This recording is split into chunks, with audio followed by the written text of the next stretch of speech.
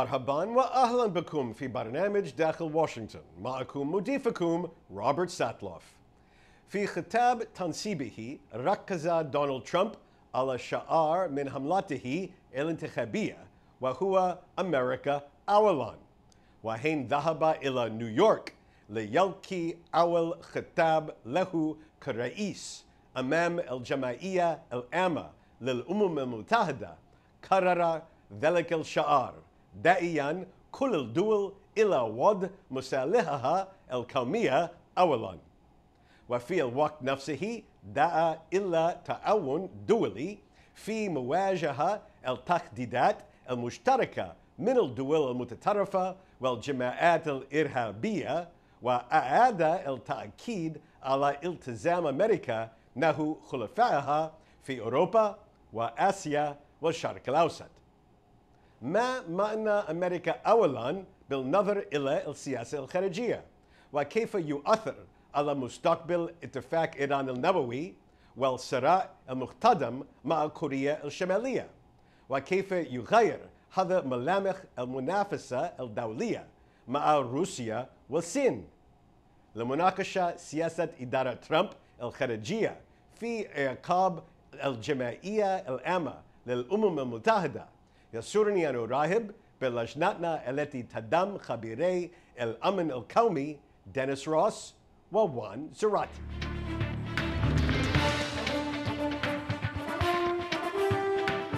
Welcome back to Dakhil Washington. Today, I'm here with my colleagues Denis Ross and Juan Zarate to talk about America in the world following the United Nations General Assembly. So, gentlemen, Donald Trump took his first visit to a United Nations General Assembly, delivered his first address there, and brought his message of America first to the assembled world leaders. What did he mean, and how did they hear it? Denis. I'm not sure that it was that well received because it seemed in many ways to go against the grain of American traditional policy, the mainstream. America First, as he presented it, to be fair to him, was an effort to create a kind of story that shows all countries pursue their own interests first, and in pursuing your own interests first, which is a natural order of things, that doesn't mean that you can't do some things together, because your own interests may converge with other interests, and therefore you can build some common responses or allied responses to what are shared threats that might be felt by many.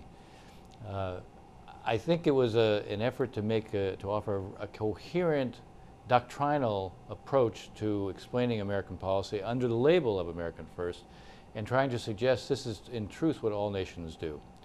I still think it fell on an uneasy audience, because that audience has been kind of groomed or socialized to believe that there's a global commons, and the global commons emphasize common interests, and the emphasis on each individual sovereignty also becomes kind of an excuse to say, well, you can't really intervene in anybody else's sovereign, independent decisions.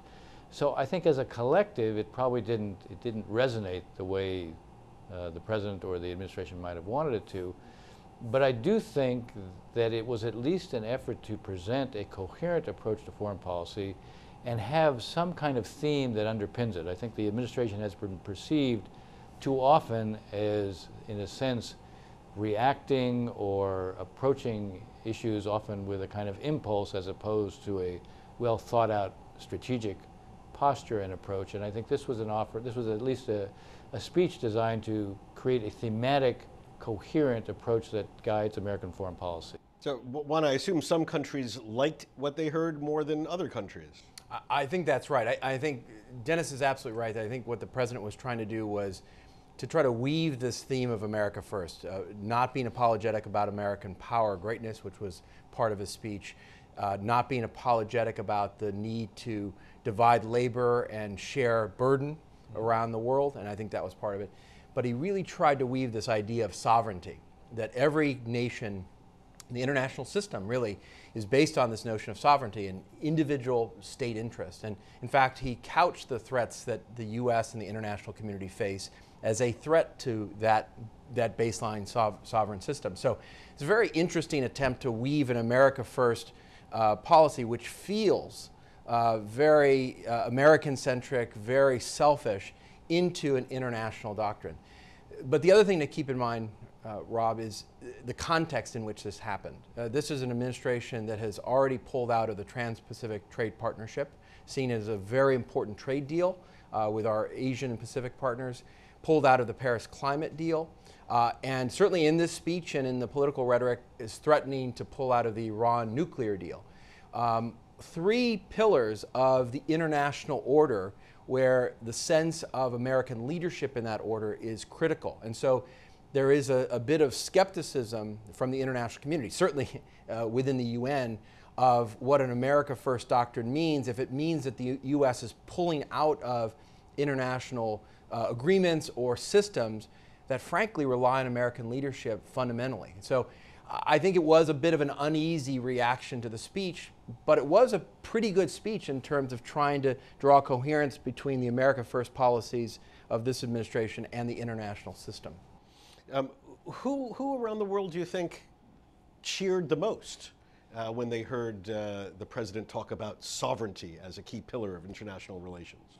Well, I think the Russians and the Chinese have for a long time tried to emphasize there can't be any intervention in the domestic affairs of other countries. They've seen that as an American club to use against them, and in here they see the President of the United States creating a doctrinal approach to foreign policy, and I think Juan is quite right. He wanted to show American first didn't mean America only, and yet at the same time, by picking the theme of sovereignty, he played very well to what both the Russians and the Chinese have tried to say about how the international order ought to work, and it's an international order that in their eyes should not be dominated by the United States. Now, Juan, the president didn't quite use a phrase that you're very familiar with from the George Bush administration, axis of evil, but he did target three countries especially, North Korea, Iran, and Venezuela, for their rogue behavior and their challenge to American leadership. So let's talk a bit about each of these. First, North Korea, the leading challenge, I think one would say at the moment. Escalating rhetoric. Where is this headed, in your view?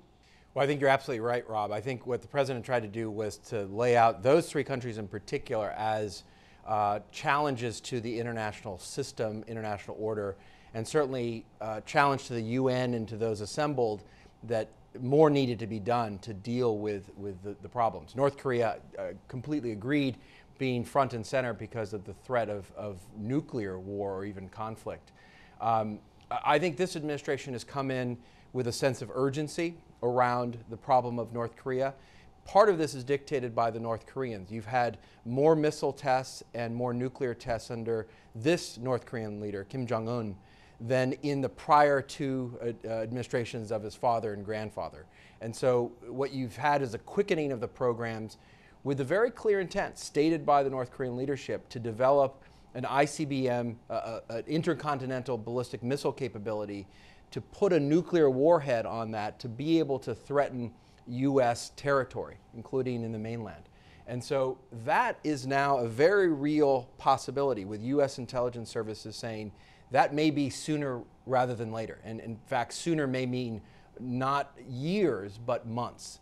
And so that then raises the stakes for the United States. And that's why you've seen pressure, not just in the UN context, but also directly on North Korea with heightened sanctions, new UN Security Council resolutions to tighten trade and finance restrictions on North Korea, and most importantly, to try to change the calculus with China, to get China to use their power and influence, which is most central here, to influence the pace and scope of these programs. So for this administration, North Korea in many ways is the bellwether as to whether or not they can pressure and change the dynamics for a security issue that, in the words of President Trump, has been getting worse over time without anyone really dealing with it. So, Denis, what is the acceptable endgame in the North Korean challenge, and how do we get there? Look, the objective has been the denuclearization of the Korean Peninsula.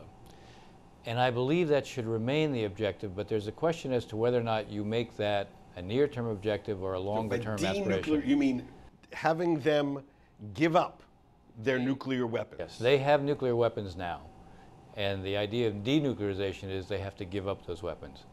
The ability to produce that, I think, is close to nil, unless you're going to use military force, in a sense, to take out that capability, which will be very difficult to do and which is going to produce mass casualties in the South. And one of the reasons I say it's very difficult, if not impossible to do, is first because the regime itself, Kim Jong-un, clearly seems to believe that having nuclear weapons helps to ensure the survival of the regime, number one, which is the most important motivation, but I think there's also an offensive motivation. It creates an ability to, I think, blackmail the rest of the world. It creates a shield behind which that regime can engage in more aggressive behavior, and no one can really stop it because he has this nuclear weapons shield. So the objective, I think, is an important objective, but you're not going to achieve it in the near term. You're not going to achieve it in the near term, not only because of Kim Jong-un is not going to give it up, but because the Chinese believe the kind of pressure they would have to exert to try to get him to give it up could collapse the regime, which is unacceptable to them. So they're not going to apply that kind of pressure. All right, so we know what we're not going to achieve. All right, so what is the goal? I'll tell you what the goal should be. Okay. The goal should be preserve this as an aspiration, because you want to signal the rest of the world, nuclear weapons in the end are not acceptable. But I think there needs to be a near-term objective, which is to basically say a freeze on all warhead testing, all missile testing, no transfer of technology to a third country. I believe you could get the Chinese to exert more pressure for the achievement of that objective. You could get the Russians to be supportive of it. And in effect, it would be based on the following principle. We would go to the Chinese, and I would say the Russians too. I don't discount the Russian role here. But would the Chinese say, you can't live with the collapse of the regime, and we can't live with North Korea having ICBMs that are nuclear armed. Now, given those two things we can't live with, now let's find what we can live with. And I do believe that under those circumstances, we offer what amounts to an incentive to the Chinese, because this is not about regime change, and it's also not about asking them to exert their pressure for something they think is not achievable. Can I step in? Please. I think Dennis is right, but I think there's some factors to keep in mind. One is this administration, the Trump administration, has tried to demonstrate that they're willing to consider military action, that's a very real possibility. And in fact, this is where some of the erratic nature of the president, his tweets and such, actually have in some ways confused matters, but also added uncertainty on the North Korean side. You have reports of the North Koreans actually trying to gain greater insights as to what this president's really going to do. The crazy American. The crazy American. This adds some complexity to the Chinese calculus in a way you haven't had before and makes it more existential. Secondly, I think the U.S. is trying to demonstrate that things are going to be very difficult for the Chinese, economically, financially, militarily, in terms of power projection in East Asia, if this trajectory isn't changed. And this is going to be an existential problem for the Chinese, fundamentally for the Chinese, not just in the context of North Korea. Final point.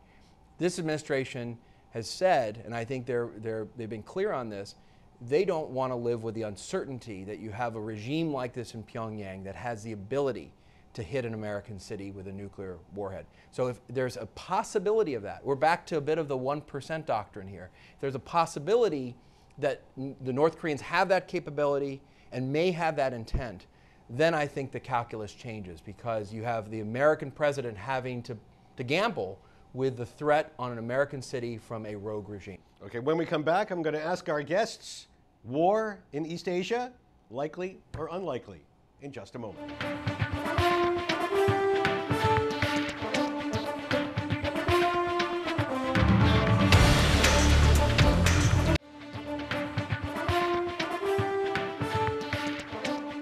Again, our panelists include Dennis Ross. Dennis has 25 years' experience at high levels in the government, including White House tours in the Reagan, Bush, and Clinton administrations, and service as the president's special envoy for Middle East peace. Sitting to his left is Juan Zarate. Juan is one of our nation's leading counterterrorism and national security experts. He is chairman and co-founder of the Financial Integrity Network, the senior national security analyst for NBC News, and a visiting lecturer of law at Harvard Law School. So, gentlemen, war or not war in East Asia? Juan. I don't think anyone wants war. Certainly the United States doesn't, China doesn't, South Korea, Japan, partners in the region don't. North Korea plays the role of master brinksman, bringing the world to the point of potential conflict.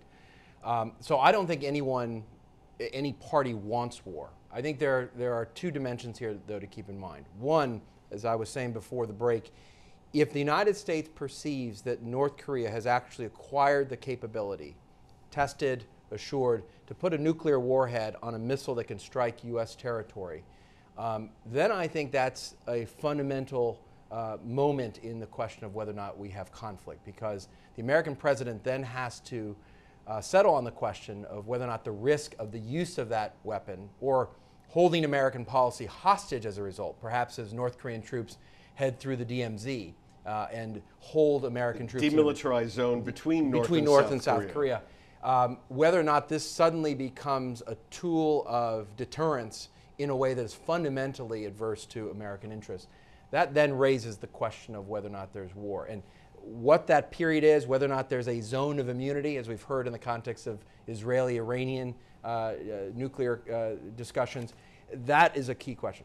The second is the inadvertence of war. What you've had between North Korea and South Korea have been incidents of the use of military power. You've had the North Koreans shelling South Korean territory in the past.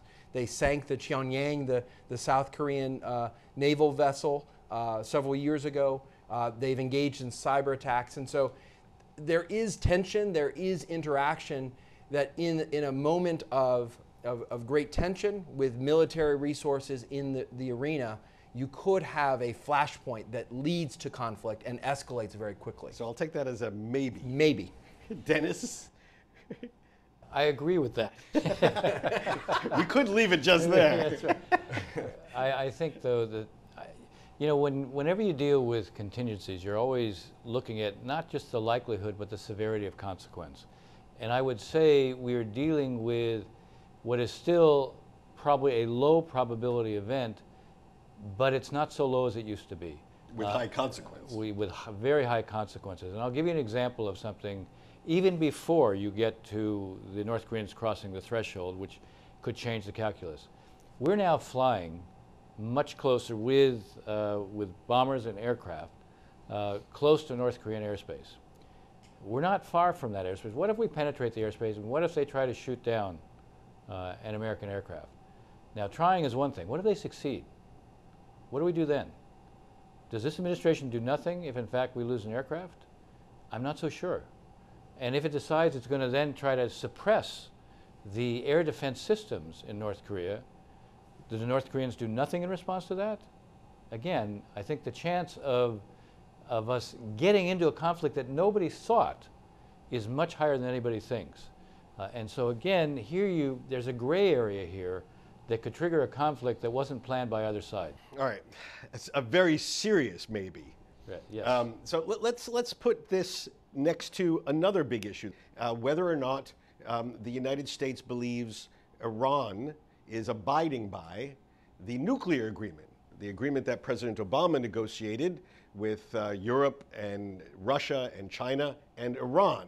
I don't think the action here, notwithstanding what others are saying, has that much impact on whether or not you can negotiate something with North Korea or not. I do think we should look at it in terms of where does the step take us? Now, I think the administration's approach to the issue of certification is to try to use it as a lever. There's a conflation here. There is an assumption that somehow the minute you decertify, you walked away from the Iran nuclear deal, the JCPOA. Of course, that's not the case. So I call this constructive decertification. Yes. Yeah. So, but using it as a lever. Given one, as Dennis and you pointed out earlier, the president has angered Europe by pulling out of the Paris Agreement, angered them by pulling out of trade agreements.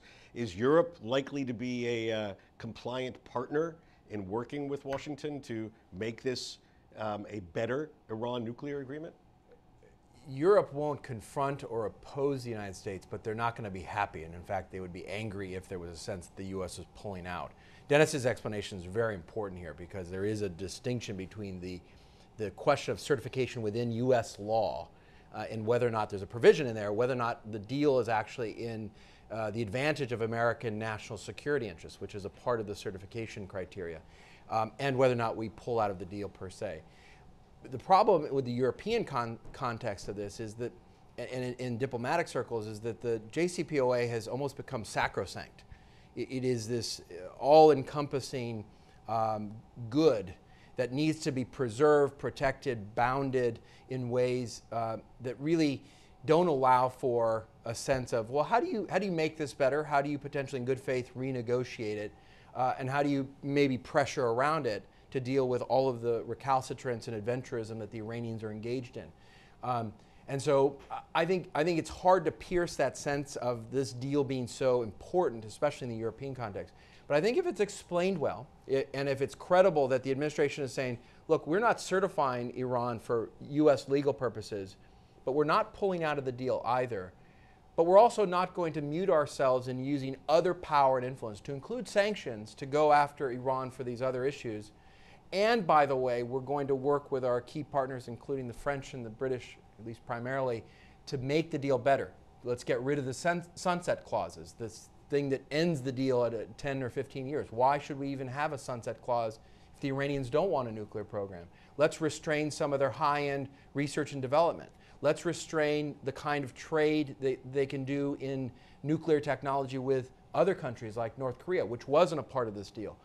Let's restrain further the ballistic missile program. So these elements that reasonable people would say, look, we're real deficits in the deal. Let's talk about that with our partners and then the Iranians. That can be a convincing package. The problem is this administration hasn't built a lot of good faith, and there isn't a sense that really there's a desire to make the deal work. There's simply a desire to pull out of a deal. And the president said at the UN, this was a terrible deal. He said it politically. He's now said it internationally. Look, I want to, at some point, ask you both about the third of the rogue regimes, Venezuela. But I have to ask you this. You have both described, when you put North Korea challenge and Iran challenge together, you've both described some very heavy diplomacy that needs to occur very quickly. Right. When you look now at the Trump administration, 8-9 months into its first year, are they ready to take on what are urgent diplomatic challenges? Can they do both these jobs in the time frame where it needs to be done, Juan? No. I think a fair criticism of the administration and the State Department is they are not equipped to deal with multiple heavy diplomatic lifts at once. They don't have the personnel in place with the secretary that has been unwilling to put key senior personnel in positions of power while he renovates and decides what the State Department structure will look like for the future.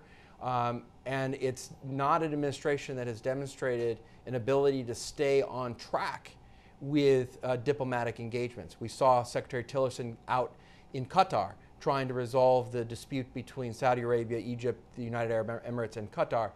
That seemed to fizzle, and there seems not to be momentum to that. So I think it's a fair criticism to say, look, you have to beef up your personnel, you have to beef up your diplomatic capital, and you've got to be consistent in your presence and your focus on these big ticket items. I would add one important point to that.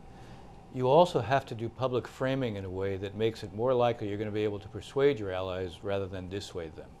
Okay, we have to leave it there. We're going to come back to all these issues. Thank you so much, gentlemen, for joining us in Dakhel, Washington today. Thank you, Rob.